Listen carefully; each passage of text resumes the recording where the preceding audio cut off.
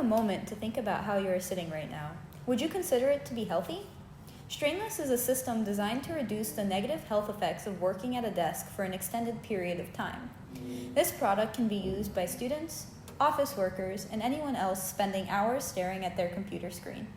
Our product focuses on back and neck pain due to poor posture and eye strain from staring at a computer screen for long stretches. StrainLess produces an alert via a browser extension when it finds that the user is leaning in their chair too much, straining their neck, or straining their eyes by not blinking frequently enough. Our project prioritizes the comfort of the user with the goal of not impeding their work or making them uncomfortable. A notification will be sent at appropriate times and in a timely manner so that it is effective in instilling better habits. Taking a look at the overall system flow, the user will first download the extension, then open the extension and calibrate their ideal working positions. And then they will start each of the respective areas, including the head angle tracking, the posture detection, and the blink rate tracking. And then they will begin their work as usual. If the average head angle becomes over 15 degrees, or a lean is detected, or their blinks fall under 10 blinks per minute, they will receive an alert, and then they will correct their behavior, and then they will return to their work. And over time, they will have less bad behavior and build healthier habits. Module consists of 4 sensitive resistor arrays in a rectangular pattern, which are then connected to the user's chair with Velcro. It consists of 4 pressure sensor arrays with 8 sensors each, chosen for their affordability over buying individual sensors. Of the 32 sensors, the 16 boxed in red have been selected to be used for data collection. Each sensor views high pressure as non-linearly corresponding to a lower resistance. The sensor output voltage is then collected using voltage division with known resistances. This was one of our biggest challenges, as a 2-pound shift at a higher baseline starting point leads to a different ADC level change than from a lower starting point with the same weight change. These voltage outputs are then sent through a multiplexer controlled by an output from the Raspberry Pi 5, then sent to the Pi using a 16-bit precision analog to digital conversion through the I2C protocol. On the Pi, which serves as a main microcontroller, the data is then processed using a custom algorithm. This algorithm takes into consideration outside effects such as leaning down to grab a pencil by averaging past outputs to filter out these abnormalities. Each of the 16 sensors' data is processed in relation to the user's baseline leaning position, which they calibrate through the browser extension. When they click the button to calibrate their baseline, the RPi receives a post-HTTP request which it forwards to the script, telling it to calculate the user's deviation from their current position. Due to the nature of the script, the user can update their baseline position at any point during the workday, helpful when a certain position starts to become uncomfortable. When the algorithm detects a lean, it sends a post request to the browser extension through the RPi 5 hosted server. This then gets displayed on the user's screen in the form of a heat map for instantaneous feedback and a pop-up system tray notification for persistent leaning. In this video, Caitlin's going to demonstrate poor posture and what that looks like in our extension, and the notification that she's going to receive if she maintains that poor posture for a long period of time.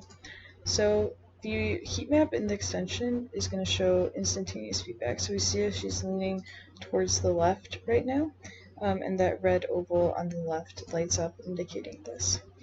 But what we're really interested in as far as building healthier habits is reminding people if they maintain this poor posture for a long period of time, and we're defining that period of time by 1 minute. So if they maintain this poor posture for 1 minute, we're going to want to go ahead and deliver a notification to them. So we are speeding up this part just for the sake of time, but we see that Caitlin is maintaining that poor posture for 1 minute, and then we're going to see that she receives a system tray notification reminding her to correct her posture. She will go ahead and correct her posture, and then we'll also see on the heat map that that red oval goes away and returns to normal as she returns her posture to its baseline. The head angle sensing system consists of a visor outfitted with an ESP32 microcontroller, an IMU, and a LiPo battery for power. The IMU and ESP32 communicate via I2C as this uses the least wiring. This wearable component handles the calculation of the user's forward head tilt and the sending of this angle to the Raspberry Pi via Bluetooth. The Pi handles recalibration requests from the browser extension, averaging the incoming angles from the hat and sending alerts and angle values to the browser. To maintain an even weight distribution on the visor, we have placed the components symmetrically around the back.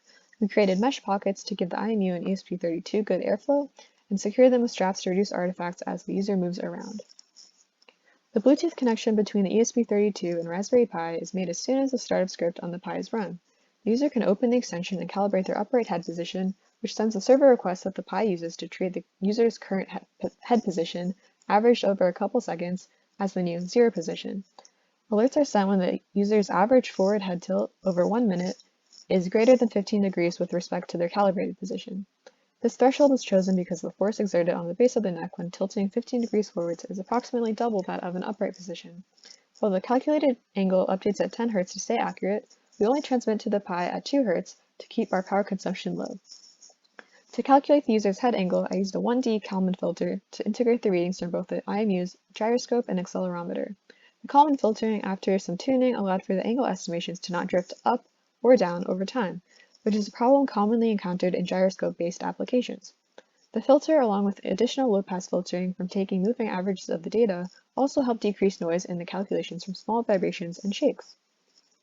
Here's our first pass at testing the angles over 10-minute and 30-minute intervals. While the RMS error is still lower than our use case threshold of 5 degrees, we still see a continual negative error, with the overall RMS error increasing quite a bit over the longer test. After tuning the filter to more strongly correct for drift in the gyroscope readings, we both reduced our RMS error and ensured that errors between our calculated and measured angles were centered around 0 and did not increase over time. So this is the layout of our browser extension. So first of all, the browser extension is communicating with the rest of our project through HTTP requests and responses, and that is going through the Raspberry Pi server, which is kind of the central hub that all of our information goes through. The browser extension has several .png and .jpeg files, which are just images that we use in the extension itself and in our notifications. Additionally, the popup.html file details what the extension looks like and calls the popup.js file, which is the actual JavaScript that we're running. Additionally, we iframe the sandbox.html file, which calls the sandbox.js file, which is our code which uses third-party code. So that is for our chart.js code, which is third-party, and so we need to sandbox it for security reasons. Additionally, we have these content.css files and content.js files. Those are to actually alter the page, the web page. We darken it during the nighttime, and we need to use CSS files for that purpose. For the blink detection, again, it is communicating with our Raspberry Pi hosted server via those HTTP requests. And we run this script, the detect blinks at PY locally, and it uses the OpenCV Python library, which allows us to do computer vision to detect blinks. So this is what the extension looks like. You open it like how you would open any other extension. There are 5 buttons. So first we have the set seat baseline button. So this is the button you click to let the code know what your ideal posture is, what your goal posture is. Then we have the start button, which starts the posture tracking. Similarly, for the neck angle, we have set neck angle baseline and then the start button. And then finally, we have the start button for the blink detection, which is just 1 button. Then we have the heat map. And if you scroll down, we have the blink rate graph, which tracks blink rate over the past 3 minutes. This is the bar graph. And we don't have any data coming in right now, but this is just showing kind of the structure of the extension. And then we have our neck angle graph, which is over the past 1 minute, and we update that every 6 seconds. This video demonstrates our overall system, and so I'm currently just running the extension in the background while, for instance, here coding in VS Code. So note that my neck angle is very bad right now, and you'll see that in the graph in a second, reflected there, as well as I'm purposely not blinking. So once I'm not blinking for a significant period of time, it will give me that notification that I need to take a break from the screen because I am exhibiting eye strain. So there's the notification. Note that I still got it even though I was working on something else. We see the blink rate has lowered a lot, and then also when I scroll down to the neck angle, we can see it's reflected there when I tilted my head down.